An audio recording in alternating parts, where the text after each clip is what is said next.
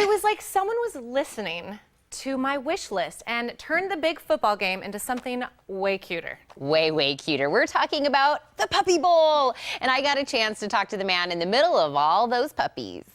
This Sunday, forget the big game. Prepare for Puppy Bowl.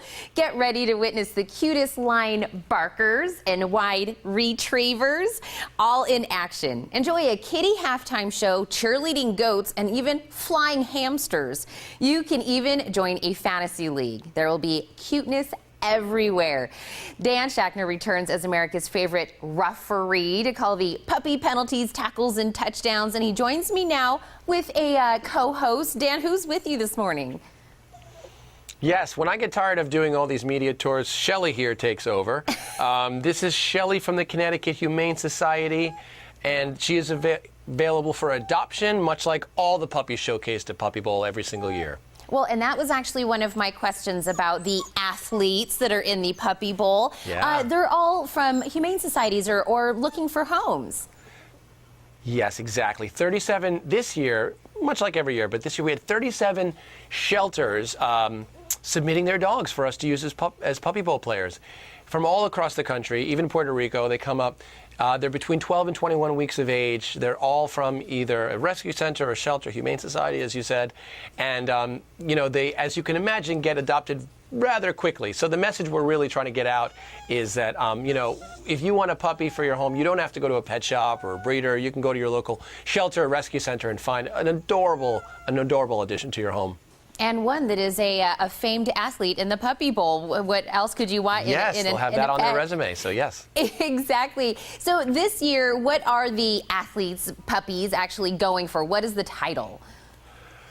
Yeah, the title is MVP Most Valuable Pup. And the really neat thing about our MVP contest is that it's a contest the audience participates in. So we have our first broadcast is from 3 to 5, our second is from 5 to 7 Eastern.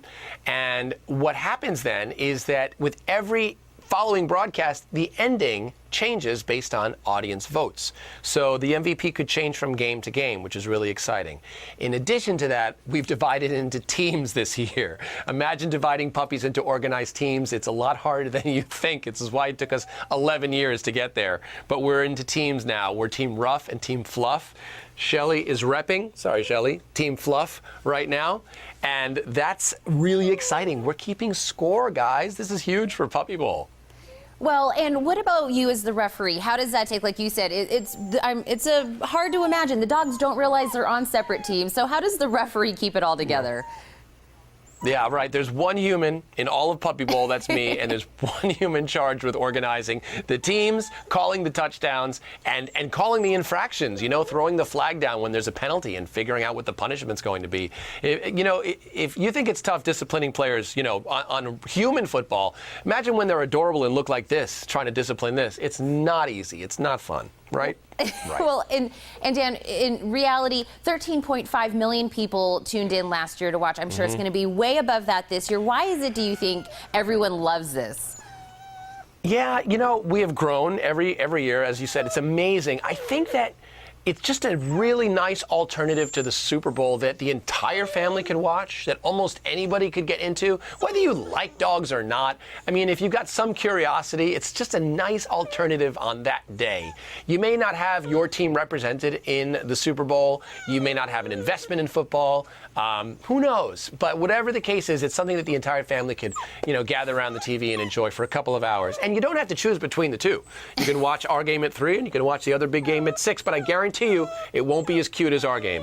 There will be less shedding, though, so that's easier. There is some more shedding. I know some people may want to be like a Tom Brady or be somebody like that, but I'm going to be honest, I want to be you. Oh, thank you. Thanks. Yeah, well, you can take my job for a day. It's exhausting. It's exhausting. Please, Dan, help. Thank you. Thanks, Shelly, also for me for joining us this morning. I will. We will catch. Thanks, guys. We will be catching the Puppy Bowl. You can watch all the cuteness Puppy Bowl has to offer on Animal Planet this Sunday at 6 p.m. You definitely want to check it out. Don't go anywhere. The Morning Blend will be right back.